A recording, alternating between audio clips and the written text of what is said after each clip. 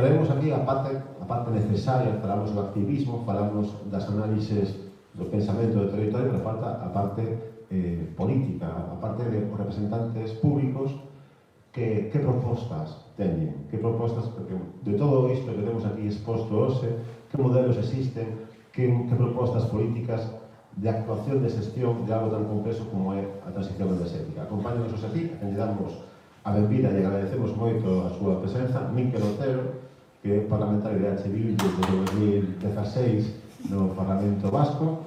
El tamén, ademais da súa labor como parlamentario, ten a súa propia trayectoria como activista nesta, bueno, digamos, no que sen dúbida é unha das cuestións do noso tempo, que é a cuestión da transición enerxética, e, no seu caso, con poderlo contar tal vez na súa intervención, máis especializado na cuestión do fracking, que aparece tamén como un, digamos, desa especie como de monstruos que se van albiscando de sobreexplotación dos recursos. Nada máis, deixamos con Miquel, que nos vai expoñer o punto de vista de H. Bildu sobre esta cuestión.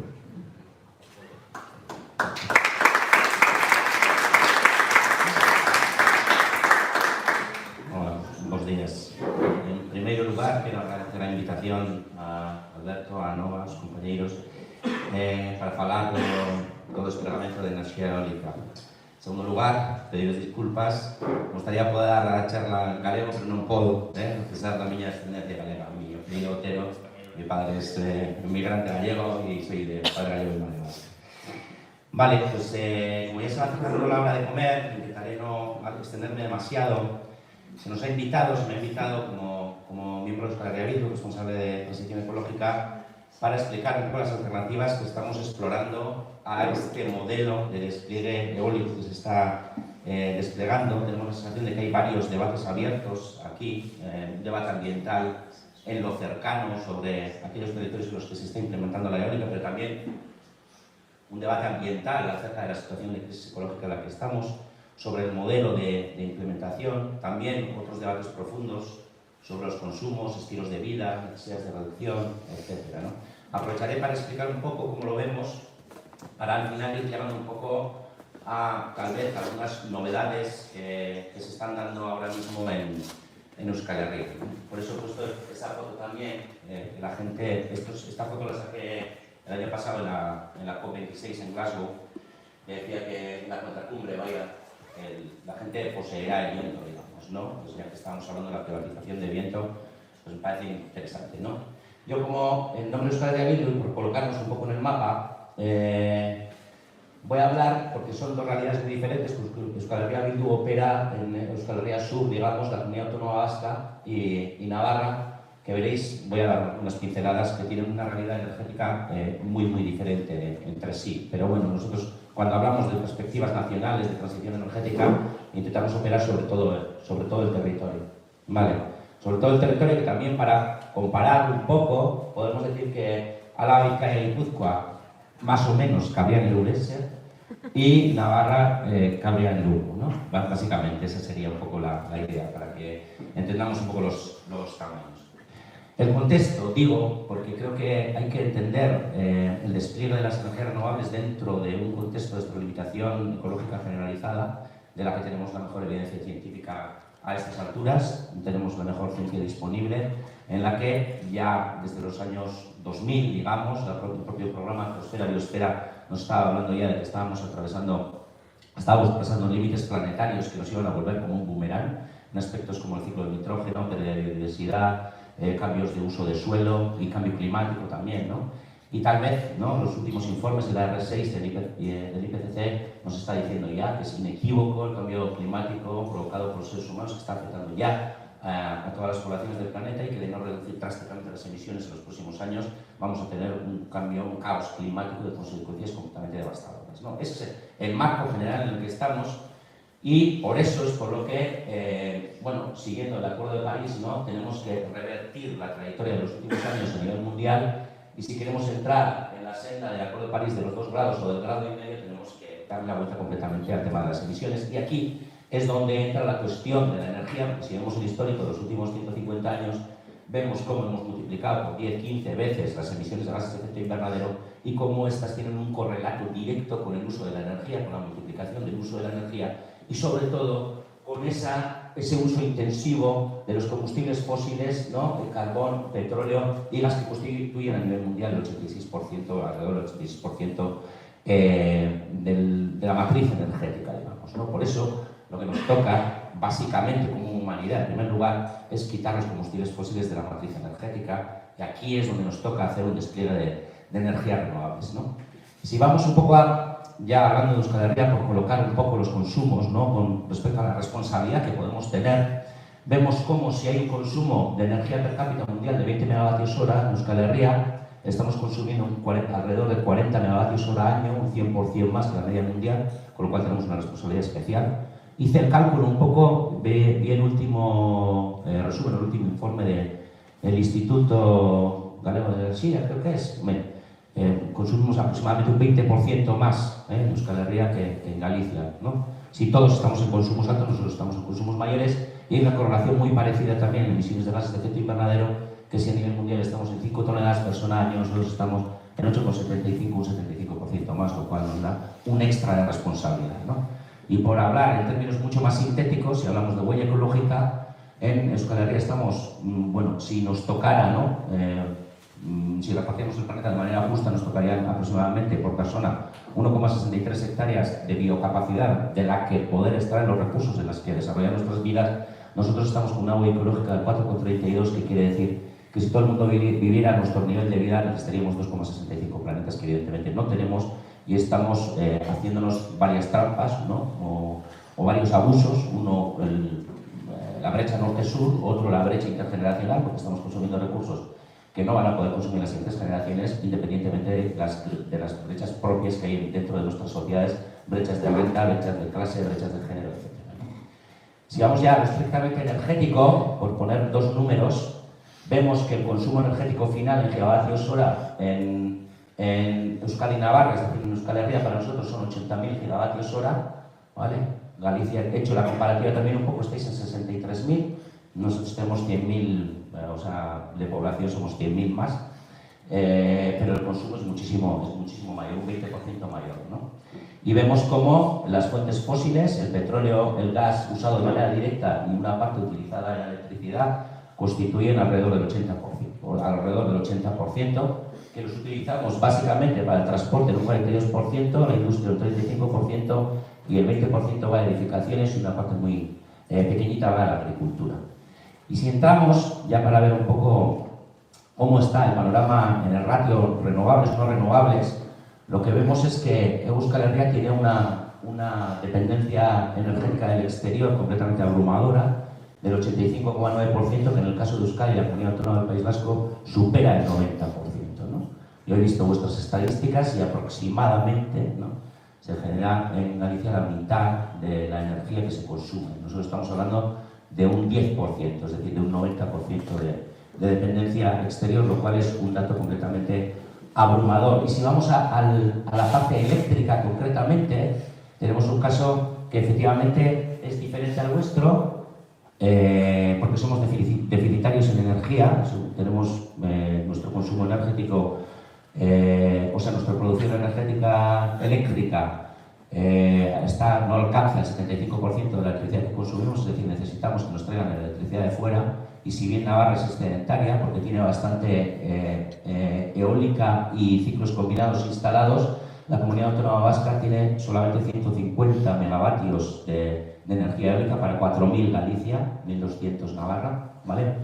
Y al final estamos surtiéndonos básicamente de las centrales de gas de ciclo combinado, que nos aportan, junto con la cogeneración, el 70% de la electricidad. Es decir, dependemos eléctricamente del exterior y de la electricidad que producimos alrededor del 70% es no renovable, ¿vale? Es una situación bastante delicada. Por eso este mapa de la eléctrica España es tan importante, porque claro, normalmente, en la medida en que vivimos en el Estado español, pues claro, se nos va siempre la mirada a Madrid, porque es el caso completamente extremo, pero no nos debemos olvidar que aquí, ¿no?, si vemos la parte montaña, son las allí donde hay más producción y los flujos eléctricos hacia dónde van, vemos que hay un agujero negro de consumo, de ratio de consumo de sus producciones en Madrid, pero tenemos otros también importantes, ¿no?, alrededor de Barcelona, Costa Levantina y la zona de Vizcaya,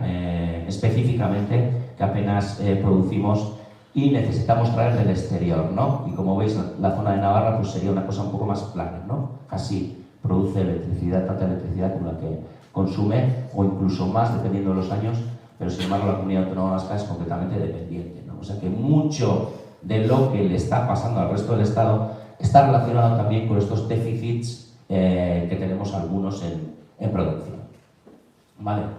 O sea que nuestras características, por resumirlas, sería que tenemos unos consumos altos, comparativamente hablando, una dependencia energética exterior altísima a nivel global, de un 86%, una dependencia de combustibles fósiles muy grande en nuestra matriz energética, del 80%, y un evidente insuficiente despliegue de energía renovable que alcanza el 14%, con lo cual, al final, nuestros puntos neurálgicos en energía son la refinería que tenemos en Muskiz, la refinería Petronor Repsol en la costa de Vizcaya, con los ciclos combinados de gas natural y el puerto de Santurtzi, que nos llega, donde nos llegan los mecaneros desde todo el mundo, y las líneas eléctricas de alta tensión, desde donde traemos esa electricidad de la que somos deficitarios, ¿no?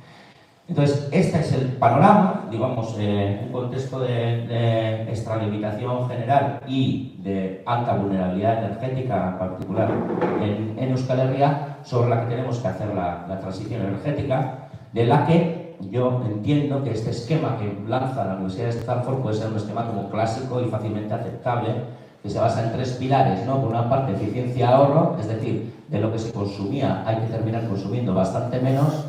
Hay que reducir drásticamente el consumo de los fósiles y hay que aumentar sensiblemente la capacidad de generación renovable, donde el mayor potencial está en la fotovoltaica y en la eólica, sin descartar el resto de tecnologías, ¿no?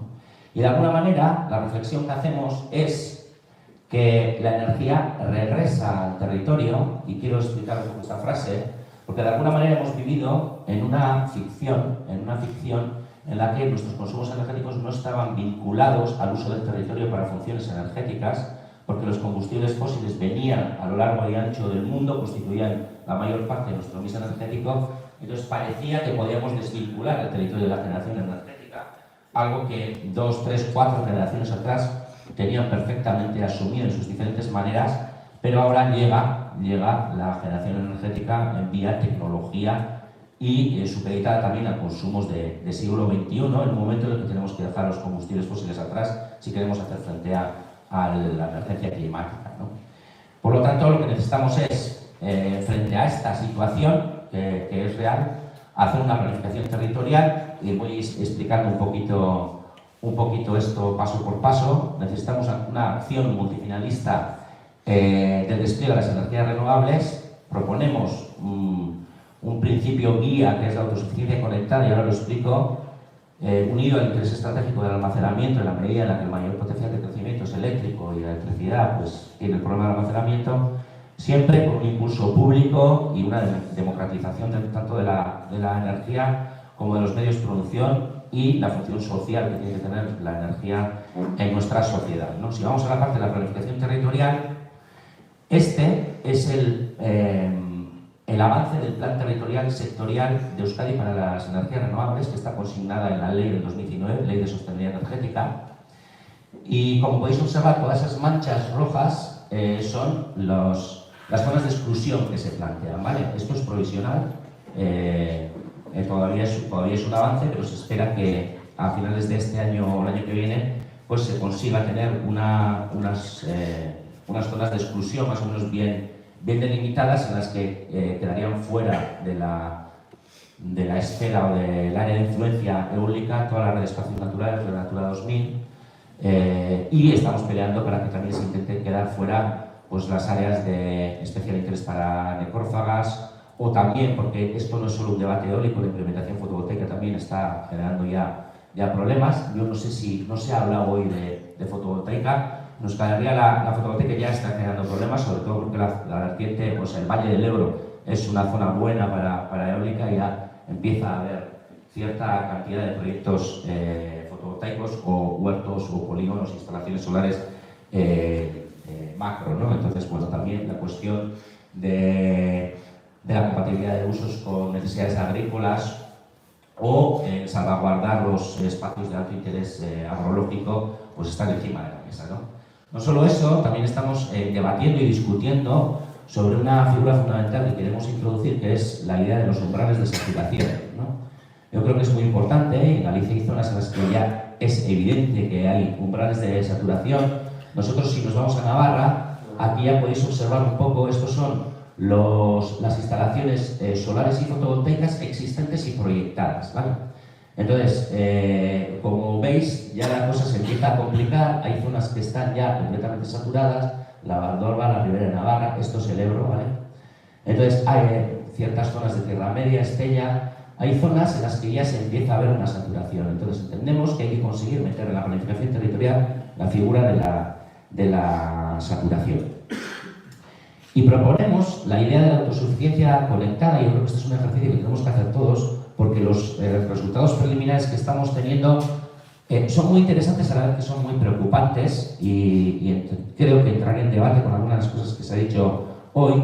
Entendemos el principio de autosuficiencia conectada como la idea de que cada nivel de organización popular o institucional tiene que hacer, ¿no?, como en esferas de influencia, ver qué aportación puede hacer de cara a la transición energética. Es decir, tenemos que ver y analizar los consumos que tenemos en nuestro, ¿no?, en nuestro concejo, en nuestro municipio, ver qué posibilidades tenemos, cuánto nos puede dar, ver cómo en muchos casos va a haber una insuficiencia, de ahí que tengamos que tener una autosuficiencia conectada con las siguientes escalas para ir proyectando proyectos de nivel comarcal, proyectos de nivel provincial, proyectos de escala nacional, ¿no? En nuestro caso, escala nacional, Euskadi y Navarra, y ver hasta dónde llegamos en términos de autosuficiencia para ver qué relación energética tenemos que tener en el futuro con respecto a nuestra alta dependencia y nuestros altos consumos, ¿no? Digo esto porque algunos estudios preliminares nos están dando algunos resultados bastante preocupantes. Os pongo un caso en el que estamos gobernando. Euskal Herria Bildu ahora mismo está gobernando en 116 ayuntamientos y este es uno de los temas centrales que se están trabajando. Y os pongo un estudio que se hizo en Zumaya. Zumaya es un pueblo de Guipúzcoa, de la costa, que tiene 10.000 habitantes, y el estudio de consumo energético nos hablaba de 280 gigavatios hora, es una cifra sin más, y se hizo un estudio de potencial de fotovoltaica distribuida, es decir, de rellenar todas las casas, edificios de la administración, más polígonos industriales, hacer cubiertas solares en todo, más una serie de eólicas de mediano tamaño de 0,1 megavatios, porque hay cierto recurso, es un pueblo costero, y ver el aprovechamiento energético de la biomasa, y ver el aprovechamiento energético de la biomasa, a ver qué potencial podría tener. ¿Vale? La suma de todos los potenciales nos da 20 gigavatios y es el 7% del consumo. ¿Vale?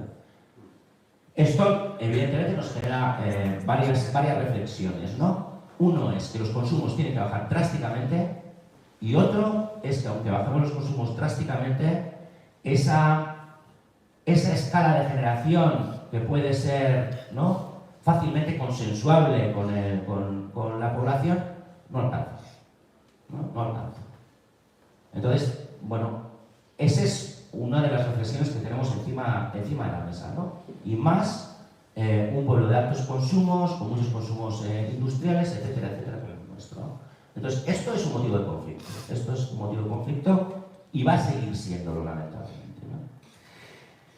Más allá de las necesidades que se vayan analizando en cada esfera, digamos, territorial, tenemos otro de los retos, porque las renovables que más potencial tienen son,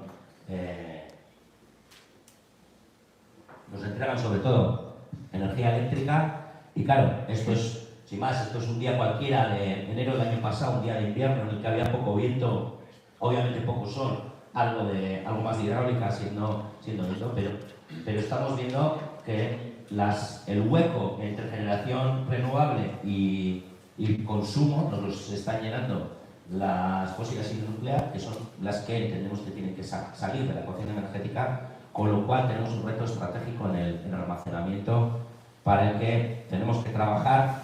Yo creo que todavía sin decantarnos, como se está haciendo desde las instituciones, tan claramente por el hidrógeno, porque todo tiene sus límites, ¿no?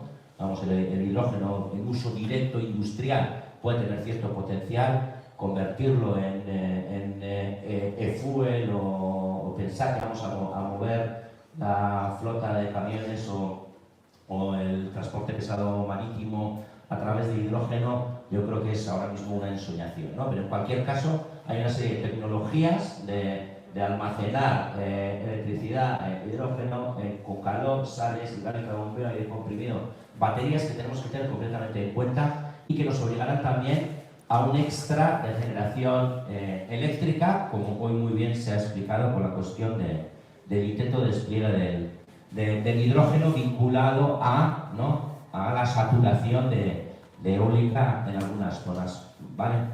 Pero bueno, en cualquier caso es algo que no podemos perder de vista.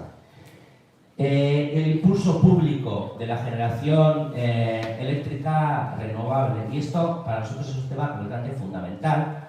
En su día, la generación eólica en Euskal Herria, tanto en Euskadi como en Navarra, vino impulsada por un sector público incipiente, en un momento en el que la eólica no estaba claro hasta qué punto iba a ser rentable, por lo menos sin estar dopada, sin apoyos institucionales, y el Ente Vasco de la Energía, en el caso vasco, con Iberdrola formaron la Sociedad de Eólicas de Euskadi, pero pronto se vio que cuando la eólica terminó siendo rentable, la parte pública del Ente Vasco de la Energía se vendió a Iberdrola y hoy por hoy los parques que hay, o las instalaciones eólicas que hay en Euskadi, son privadas, pertenecen a Iberdrola.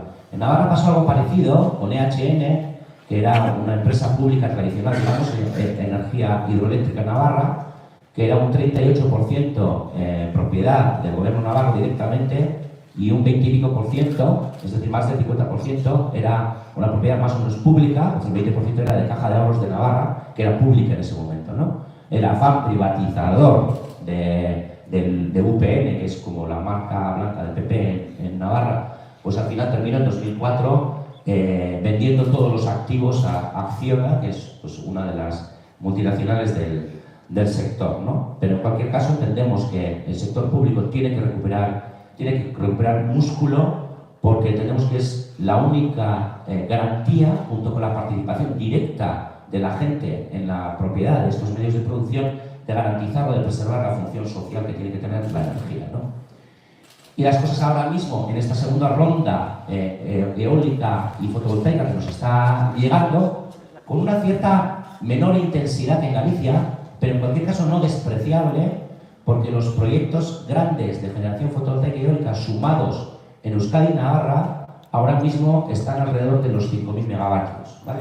Sé que no son vuestros números, pero son unos números en cualquier caso importantes, sobre todo por los proyectos que se presentan en Navarra. En el caso de Euskadi, vemos también que se están conformando pues, ciertas entidades público-privadas, ¿no? Se ha formado Aixendar con un 40% del Ente Vasco de la Energía y un 60% de Iberdrola, y son los principales promotores, pero aquí también tememos, si no conseguimos tener control de esa participación pública, que termine el Ente Vasco siendo un promotor que termine dejando otra vez en manos de Iberdrola pues, la propiedad y el uso y disfrute, vamos a decir, del activo generado, ¿no? Por lo tanto, entendemos que el Ente Vasco de la Energía, reconvertido en Ente Vasco de las Energías Renovables, más la Agencia Navarra de Energía, que se está intentando crear a través de la Ley de Transición Energética y Cambio Climático de Navarra, es decir, la figura está ya consignada por ley, pero ahora está en proceso de formación, tienen que ser agentes principales en esta historia para detener un poco, ¿no?, esto que se puede dar a llamar la privatización del sector energético basada en el interés, el beneficio del oligopolio o de aquellos que trabajan para ellos en última instancia, ¿no? En estas reflexiones estamos, y es un poco aquí es donde voy a centrar para terminar mi intervención, cuando están apareciendo pues, diferentes operadores sobre el territorio, diferentes empresas que están buscando, algunos son especuladores de poca monta, que van por los pueblos buscando terrenos en los que, bueno, atar contratos de alquiler con dueños de terrenos, por ejemplo, para poner fotovoltaica, y a la vez están intentando administrativamente conseguir los permisos, los accesos a red, etcétera, de alguna manera buscando, ¿no?, engordar un posible activo para que luego sea comprado por una empresa grande. Digamos que estos especuladores llevan ya 2 o 3 años en estas operaciones, y hay otras que son ya más grandes, ¿no?, entidades importantes como Iberdrola o quien sea que están operando, ¿no? Y en estas aparece en el terreno un actor nuevo, diferente, que es Statkraft, que es una empresa pública noruega, una empresa pública cuyo músculo se ha forjado sobre todo porque ha sido la propietaria pública de la energía hidroeléctrica en Noruega. Como sabéis, es muy importante, el 100% de la electricidad en Noruega se produce de manera pública y a través de la hidroeléctrica, incluso les da para exportar a Suecia y a parte de Europa. Entonces, en su despliegue internacional, porque no deja de ser una multinacional que llega, pues ha puesto el ojo, sobre todo pensando en hacer un despliegue en la fotovoltaica, porque ellos vienen de la hidroeléctrica, después pasan a la eólica y ahora también están adentrándose en la solar. Entonces, ponen el ojo en el Estado español, sobre todo por el sol, ¿no?, y ponen en marcha algunos proyectos como Cabrera Solar, Talayola Solar en Extremadura. Esto ya es un parque ya grande de 300 megavatios, pero también se dan cuenta que pueden hacer un despliegue o un desarrollo eólico, ¿no? Y de hecho, no sé si, claro, supongo que aquí hay gente de diferentes partes de Galicia, porque o sea, hay un par de proyectos, y además creo que el de Prada sí que ha dado algo que hablar, ha sido problemático en algún sentido. Bueno, pues tienen 2 proyectos en Galicia, uno en León y 2 en Euskadi, ¿vale? 2 en Euskadi. Y a partir de ahí un poco han llegado las conversaciones, porque de los 5 ayuntamientos afectados por estos nuevos parques eólicos, 4 están gobernados por Euskal Herria Bildu, ¿vale? Entonces, son en Guipúzcoa, o sea, en Guipúzcoa, bueno, uno en Guipúzcoa y otro en la frontera con Álava, 2 parques que sumados no llegan a 90 megavatios, no es que sea un montón. Y en este hay 5 máquinas eólicas, de las grandes, de las de 200 metros, y en este otro hay 8 máquinas, y la historia es que bueno, pues después de tener conversaciones con el ayuntamiento, con nosotros, con el gobierno vasco, etcétera, han metido una especie de declaración de intenciones en el ayuntamiento antes de ejecutar los trámites administrativos correspondientes, en las que dicen, porque saben que en Euskal Herria también pues ha habido mucha resistencia histórica al despliegue eólico, y de alguna manera lo que dicen es, bueno, nosotros somos promotores, podemos ser promotores, ejecutores y gestores de ese activo de propiedad, o podemos abrir la mano de alguna manera, o abrir juego para que esto sea un proyecto de titularidad compartida o con propiedad, en la que nosotros podemos pasar a ser un actor secundario, vamos a decir, en la propiedad, digamos, ¿no?, si hay interés. Entonces es un poco no sé cómo decir, como una novedad con respecto a lo que estábamos acostumbrados, que en estos proyectos a partir de cierta escala estamos acostumbrados al modelo de coge el dinero y corre, es decir, yo me implanto, el ayuntamiento se entera, como se ha dicho aquí por los medios de comunicación, de que hay un proyecto que le afecta, pagamos el impuesto correspondiente del ayuntamiento y ya está. Y la energía que se genera ahí pues pasa a ser parte del mercado y se vende al precio correspondiente. Y si te la vendo a ti que vives en el pueblo, pues te la vendo, pues si el megavatio está a 200 euros, pues te la vendo a 200 euros, ¿no? Esto que veis aquí es una asamblea en el pueblo de Azpeitia, que es el pueblo más grande de entre los que están afectados, en las que el ayuntamiento invitó a los vecinos a que la empresa fuera de primera mano a explicar cuáles eran las intenciones, ¿vale? Una asamblea de 500 personas con cierta tensión, no lo vamos a negar, porque pues hay la correspondiente movilización también, que dice que no quiere que se toque ningún monte, por ejemplo, en una provincia como Guipúzcoa, en la que han instalado 0 megavatios eólicos, digo, para que nos hagamos una idea, y con una dependencia energética del 95%. Es cuestiones que son candentes y están ahí a debate, digamos, ¿no? Entonces, a partir de aquí, bueno, esta igual me interesa pasar a la siguiente, ¿no? A esta de aquí. Lo que nos viene a decir, y ahora se está intentando buscar la formulación jurídica que podría tener una propiedad compartida de una instalación eólica,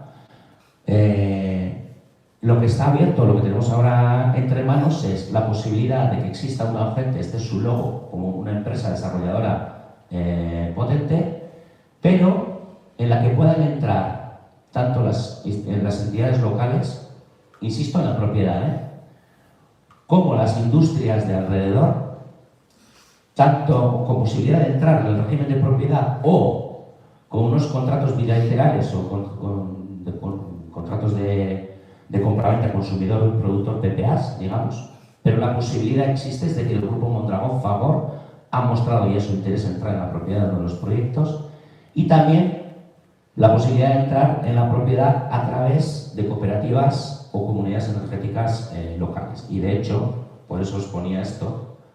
Ahí va.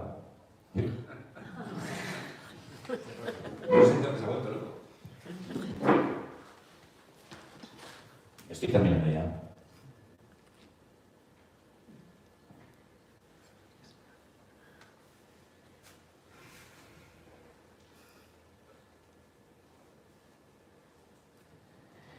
Por ejemplo, en Azpeitia ya se ha constituido una cooperativa energética local que estaba pensada para hacer un huerto solar de 1 megavatio que dé el equivalente de electricidad al consumo de unas 400-500 viviendas o familias, como se quiera, ¿no?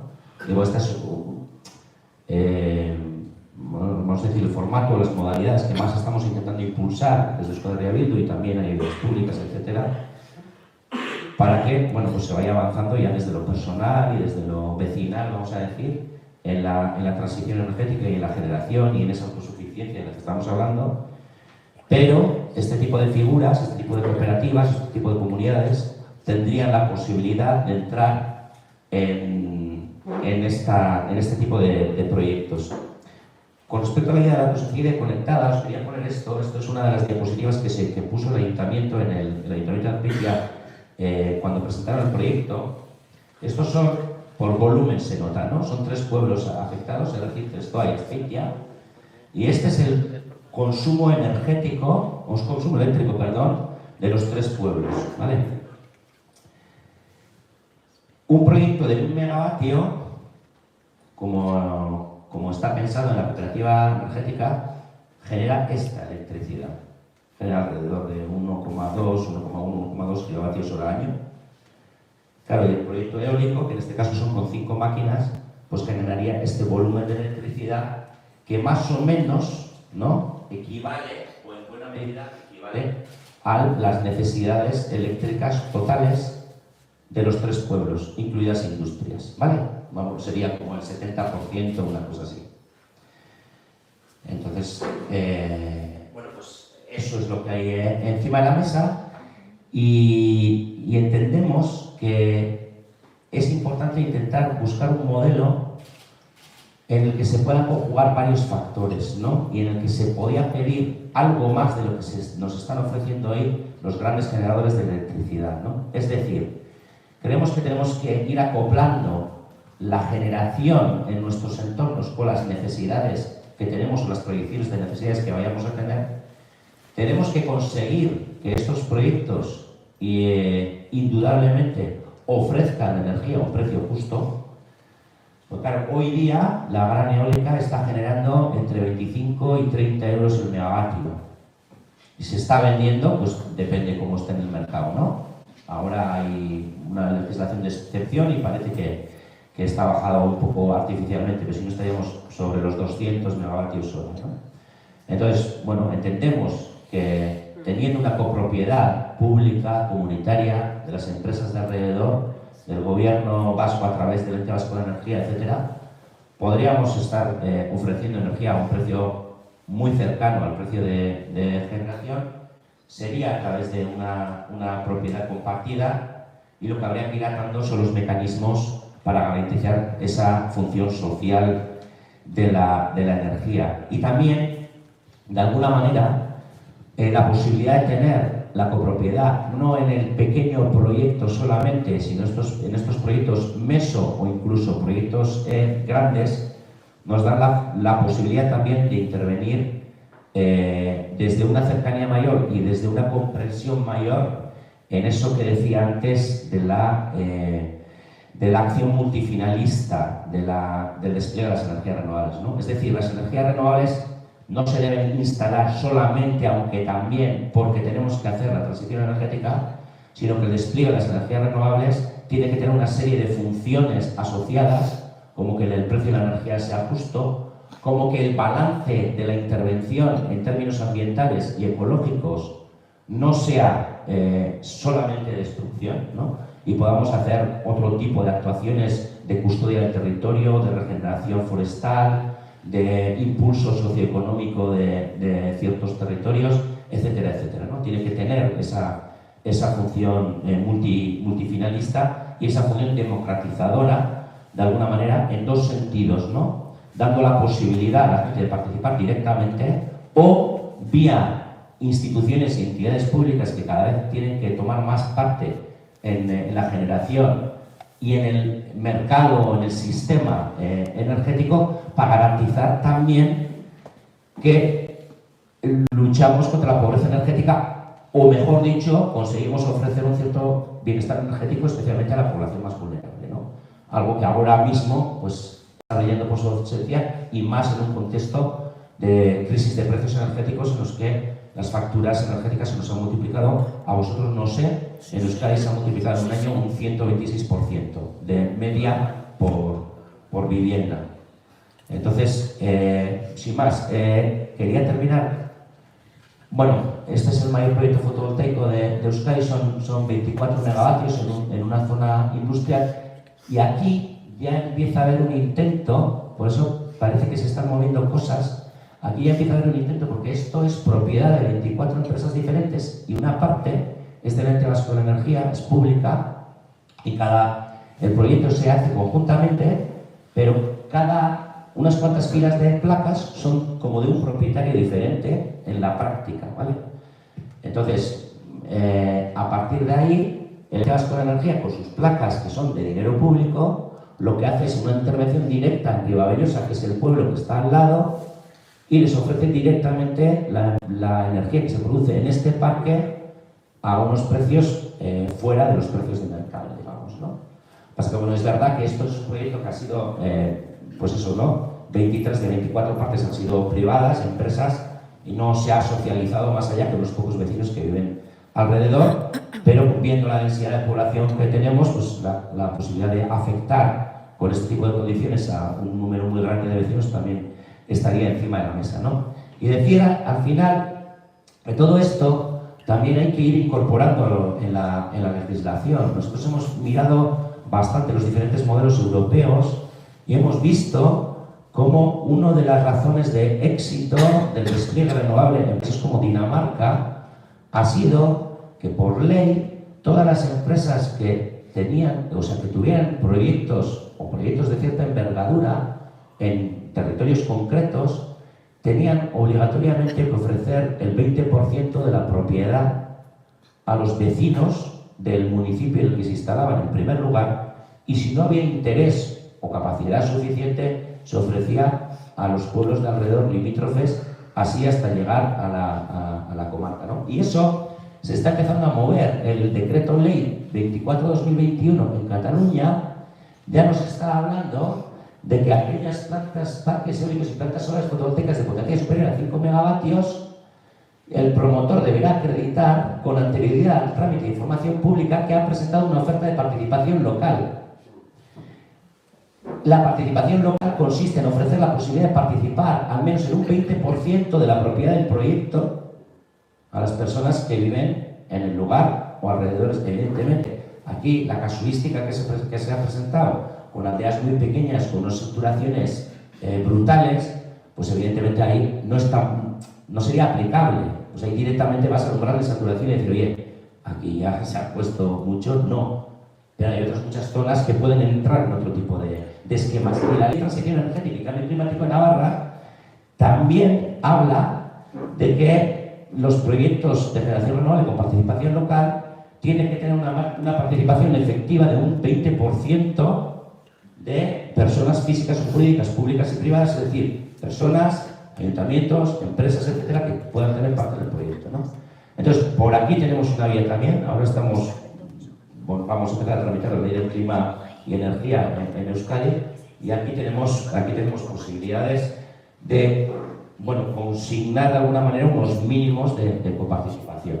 Pero bueno, en cualquier caso, la aspiración entiendo que debería ser mucho más, no entrar a un 20%, no tener la posibilidad de entrar a un 20%, sino entrar con propiedad suficiente como para ir fortaleciendo un músculo público y comunitario para que en un periodo de tiempo determinado seamos capaces directamente de dirigir la transición, ¿no? O lo que quede de transición dentro de un tiempo. Todavía no tenemos ese músculo desde lo público, pero yo quiero recordar que un ente como el Ente Vasco de Energía tiene hoy alrededor de 400 millones de euros en activos de gas. Hoy tenemos la mitad de una regasificadora, la regasificadora del puerto de Bilbao, que es la mitad pública, y un 25% de la central de ciclo combinado de Santurce también es pública, con lo cual hay activos públicos que se pueden ir reacondicionando y ir consiguiendo un músculo público suficiente para acometer proyectos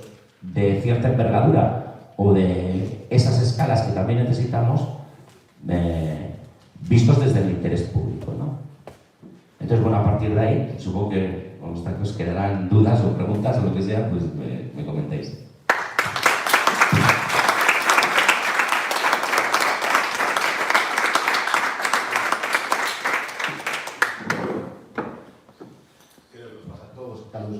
Euskadi que parece otro planeta, ¿no? O sea, participación pública no capital da un 40%, participación ciudadana, debates, bueno, aquí eso es absolutamente imposible, o sea, esto es absolutamente privado y cae desde arriba sin ningún tipo de control democrático, ¿no?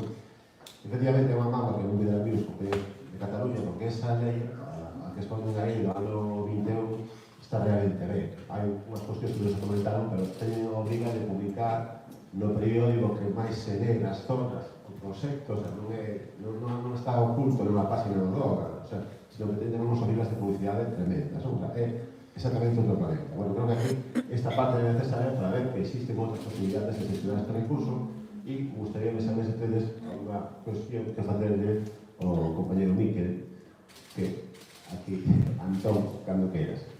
Sí, bueno, eu non sei se vai ser pregunta ao final, pero eu confio un pouco polo que decía Lema, vou a ser breve, xa non son horas.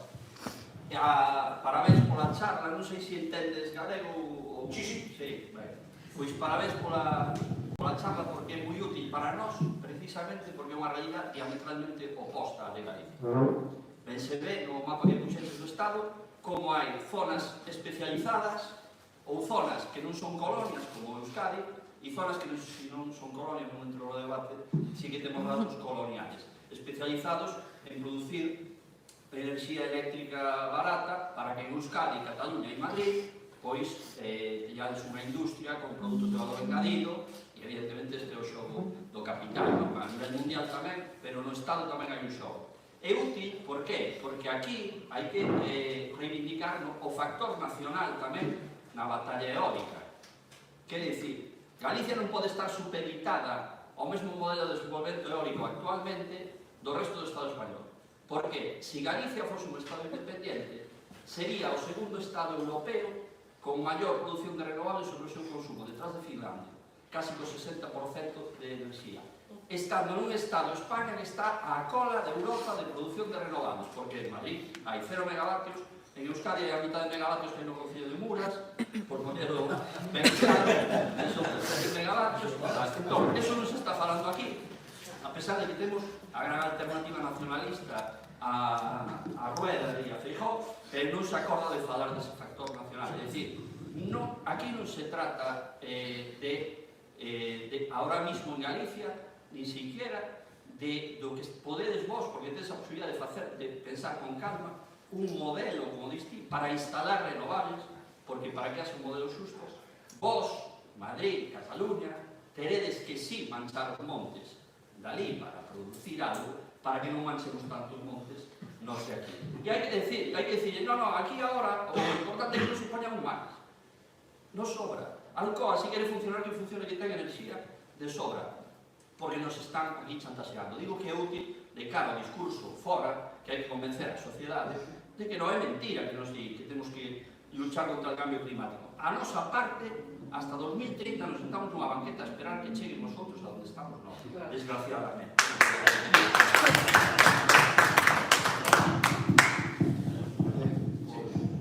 Mesmo que non sei se vai convertir nunha pregunta, pero sí que unha anécdota a raíz do que comentan todos, é un pouco máis polo concreto, nos é un vivo nunha comarca onde tamén está moi afectada agora por estos 8 parques que se deron para adiante, e tamén agradecer a Aranza, non estivo na primeira mesa, que foi a que un pouco tamén nesta zona nos trouxe a teima, e penso que, bueno, tamén falta aquí o compañeiro Andrés, que é o compañeiro sindicato da Prego Galego, que o traballo que fixo é encomiable con todos os mapas, información. Pero, bueno, vou poñer un caso para que vexas este tema de participación ciudadana con unha empresa que viva a nosa zona a vendernos el bienvenido Mr. Marshall para conseguir precisamente que os veciños aceptaran poñer aí un parque eólico. Unha empresa belga holandesa que viña un pouco a vendernos toda esa historia, non? O noso traballo, cando empezou toda esta loita das plataformas, foi, primeiramente, somos unha zona moi envellecida, xente que non manexa moito o tema das competencias digitais. Eu, bueno, presido unha pequena asociación agroecolóxica, axudamos a todos os veciños a facer esas alegacións, presentárllelas, é dicir, enchemos as administracións, pero con todo isto tamén as charlas, información, etcétera, etcétera. Entón, me gustaría poder traer, que non a teño eu, a ten Andrés, esa foto, como tú puxeches, desa asamblea, non sei a palabra, gracias, desa asamblea, donde ao final conseguimos que estes promotores de medio pelo, porque viñan a poñer 7 macroeólicos, nada máis vendo o que hai por aí, non? Entonces, nada máis que non é pouco, como toda a nosa veciñanza facíalle preguntas porque aparecían un mapa con 7 puntos vermelhos. Nada máis. Preguntas como por onde van as líneas de evacuación, onde están as afectaciones ás augas, onde están as salidas das líneas de alta tensión. Te falo de xente de máis de 70 a 75 anos. Non se esperaban eso. Porque realmente nós non necesitamos máis. Necesitamos que revirta públicamente, bueno, é que decir, non me vou a liar.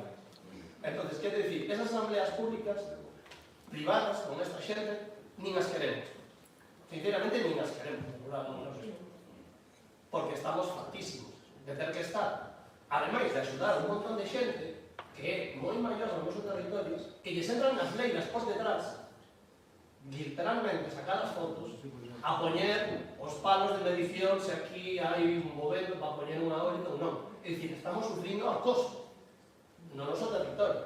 Por eso creo que a nosa realidade, que é, como dixo Alberto, tópica e idealizada, e a segunda pregunta sería se nos afectaríades casi no País Vasco.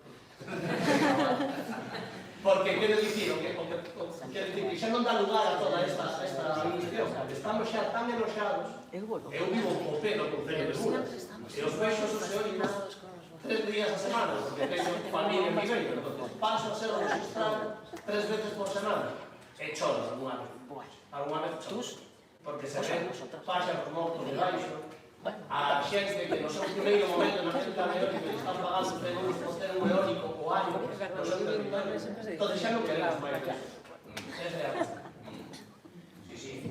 A ver, me parece completamente comprensible y desde luego nosotros estamos con esta idea de los umbrales de saturación, pero no nos engañemos, nos está pasando, y en Euskal Herria está pasando, y seguramente pues, si estáis en diferentes movimientos, plataformas, etcétera, podréis tener contacto con plataformas que están ya en marcha en Euskal Herria, que tampoco están aceptando nada de esto, O sea, digo, yo estoy dando una visión de una coalición política, pero esto no quiere decir que esto haya entrado como un cuchillo en mantequilla. Hay mucha gente que está diciendo aquí no se toca ni un monte.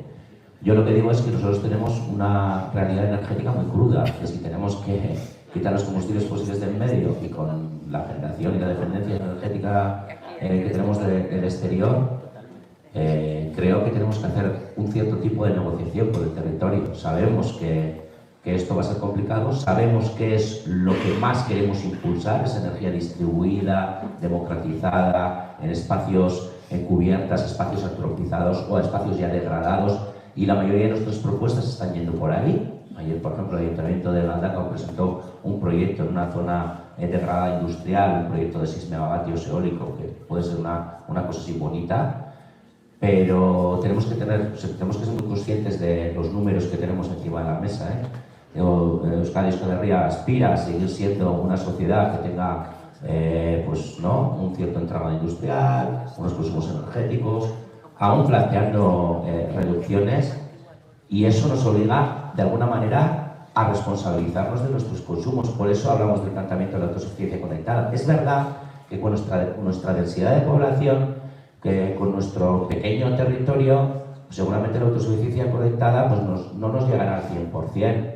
Igual vamos a tener que seguir pidiendo energía, ¿no?, a comunidades limítrofes, pero entendemos que estamos llamados a hacer un ejercicio de corresponsabilidad en la que asumamos territorialmente algunos de los consumos energéticos, o por lo menos una parte de ellos, de los que estamos teniendo, porque si no nos parece que caemos hasta en la hipocresía, digamos, ¿no? Que sea, es como, porque hay quien lo dice, y de hecho, en una ponencia de descarbonización, sobre descarbonización de la economía que hubo en el Parlamento Vasco, el presidente del Clúster Vasco de Energía, que es un clúster bastante poderoso que agrupa muchas empresas, decía, bueno, aquí tampoco pasa nada, si hay resistencia social a que se implementen los proyectos eólicos, que se instalen en otra parte y seguiremos comprando energía. O sea, nosotros mantengamos la industria en marcha, ya generaremos valor suficiente para poder comprar energía fuera. Y es una opinión que está muy muy extendida, o que tiene su predicamento también, ¿no? Entonces, a mí me parece peligroso, primero porque no me parece muy solidario con respecto a otros territorios, porque si os fijáis en estos hundimientos y en estas montañas de generación y producción que hay, claro, nosotros tenemos a un lado el norte de Castilla y León, que está petado de eólicos. Por otro lado tenemos Aragón. No sé si alguien ha tenido la oportunidad de ir últimamente a Aragón. Es una cosa bárbara, parte de la provincia de Zaragoza. O sea, el nivel de saturación es horroroso. Y están ahí porque estamos los consumidores cerca tirando de aire. Entonces, creemos que repartamos un poco el impacto que va a tener, que sabemos que va a tener todo esto por un lado, y por otra parte, en términos nacionales, no es muy buena idea ser vulnerable energéticamente hasta estos límites, en un momento en el que estamos viendo cómo las tensiones geopolíticas mundiales están pergeñadas del elemento energético, ¿no? Es una cuestión estratégica también de cara a los medios plazos, ser capaces de, en caso de tensión, tener una cierta capacidad energética también, ¿no?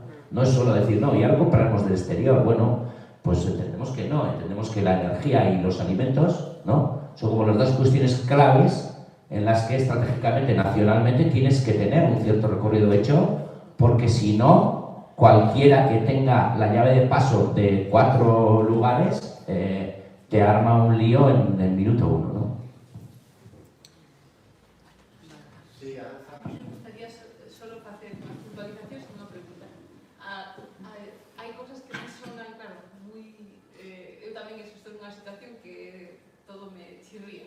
Entonces, o tema das medidas de contaminación por carbono, é dicir, tanto vos hai 8 refinerías en España, onde nos entra petróleo, refinamos para o resto. Entonces, os valores da contaminación por carbono hai que collelos con pinzas, é dicir, aquí entra como petróleo o que despois sale e se distribuye para o resto de España, e supoño que vos outra refinería non da igual. Sí, la nuestra es la mayor, la que más volumen refina del Estado es la de... Entonces, aí tamén esos números son a ter en conta. Por outra parte, o tema da zonificación ambiental, o dixeche agora, a mí me sona mellor cando se fala de zona, decir en que zonas ten que ser, que quede claro que facer zonas de exclusión, porque por aí esta zonificación ambiental do Miteco, e claro, como País Vasco, certas cosas sí que o fai fai ben, e se ten unha boa legislación para a protección ambiental e para a protección dos ciudadanos, pois da ciudadanía, me parece correcto, pero como falla, como está pasando aquí, é mellor que nos digan que fagamos unha zonificación donde poñer, que quede claro donde poñer, metendo esas zonas degradadas, porque, por exemplo, vos, se tedes moita industria, tamén tedes moitos tellados, e esas son zonas moi boas e moi valiosas para poñer energía fotovoltaica. Que decir, a mí hai unha cosa que me chirría que é esa foto, é dicir, no País Vasco sería mellor ver polígonos industriales con placas fotovoltaicas que ver esa imaxe, porque acabas de decir, tío, hai que ter enerxía, pero hai que ter comida. E a enerxía renovables come moito territorio, e a auga e o sol son renovables, pero o territorio non é renovable. É dicir, isto ven e esquilma. E despois a pregunta é, que distancias hai, é dicir, a lei vasca, que distancias ten no territorio? Respecto das casas. As vivendas.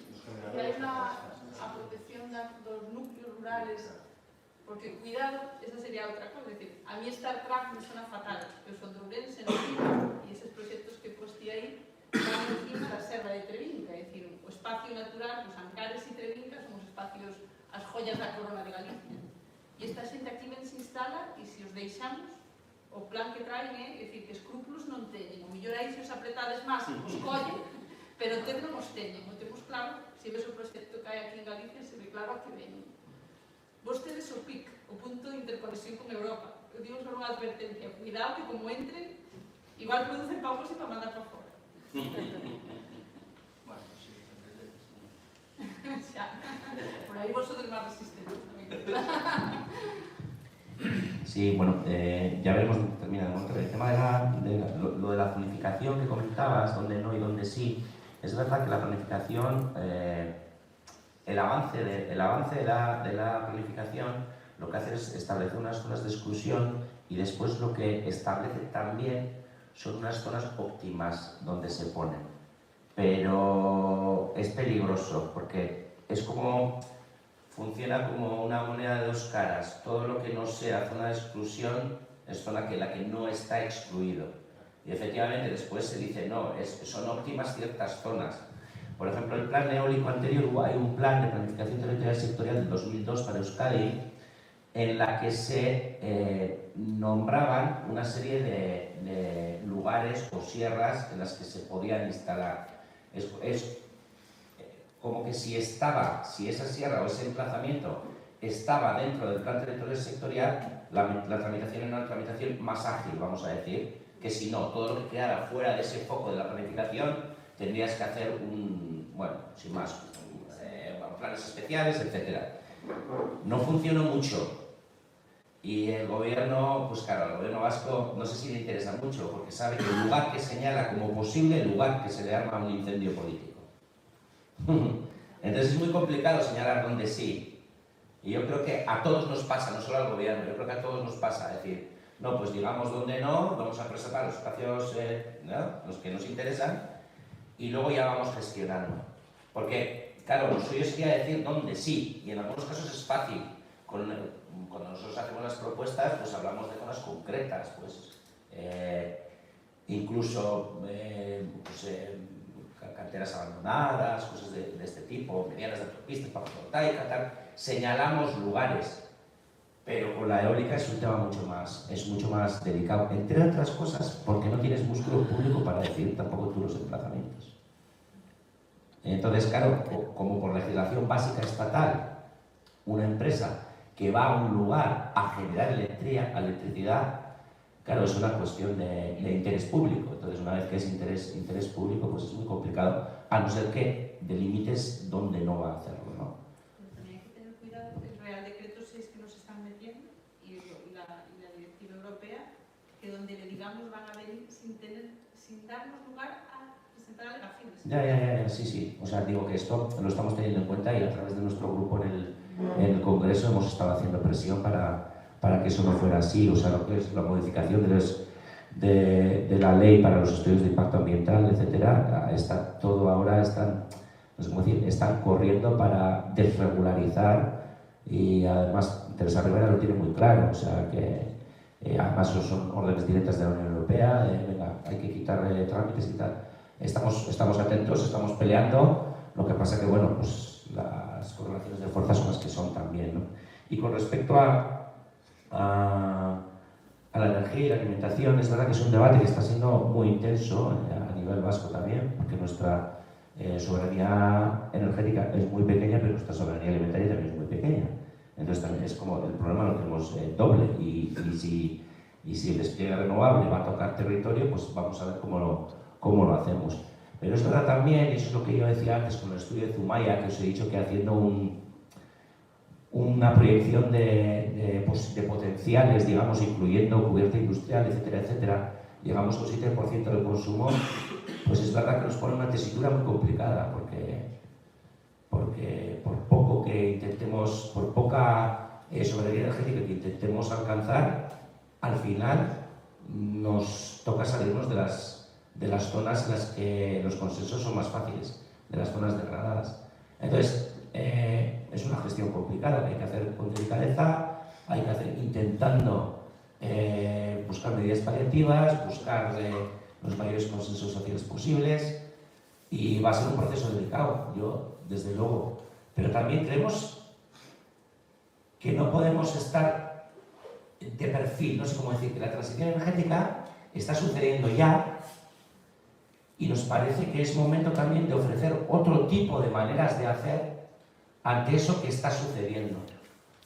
Porque podíamos quedarnos también en la parte del, oye, no viene como nos gusta, ¿no? O podemos intentar ir moldeando un poco esto, ¿no? Establecer ciertas condiciones, temas de copropiedad, temas de otro tipo de intervenciones compensatorias cuando vengan las instalaciones. Pasa que, claro, yo entiendo desde la perspectiva de alguien que tiene un mogollón de molinos y le quiere entrar otro mogollón, es la de, oye, que no me hables más, que no me hables más del tema, me tienes saturado, precisamente. Bueno, magnífica charla, que me parece ellos, esos compañeros de Bildu, un aplauso que me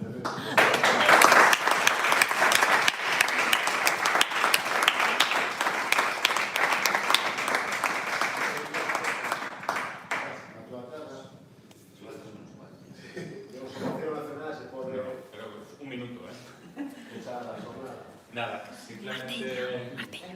Sí, pero... Vale. Nada, simplemente eso, agradeceros a presencia a lo largo de estas jornadas. Gustaríamos agradecer tamén aos compañeros e compañeras da organización e da permanente traballo voluntario. Estamos nunha nova etapa, exercemos traballo de militancia e desde unha cultura de esquerdas republicano voluntario, resistente e optimista. E neses andamos, non? Entón, estas jornadas nos animan a continuar, a seguir plantexar debates. Creemos que hai moitos debates que dar, creemos que hai moito que escoitar, e non sei se vos pasa o que me pasou a min. Eu hoxe contactei e coñecín a xente que pelesa no país, que exemplo, da cara aprendín moito, xente do mundo da academia que me ensinou moito, e compañeiros e compañeras que dende a solidaridade internacionalista pois nos demostran que tamén outros modelos de país son posibles. Así que nada, gracias por vir a todos e a todas, continuamos no camiño, estamos moi animados, así que nos vamos a ver en outros lugares. Moitas gracias.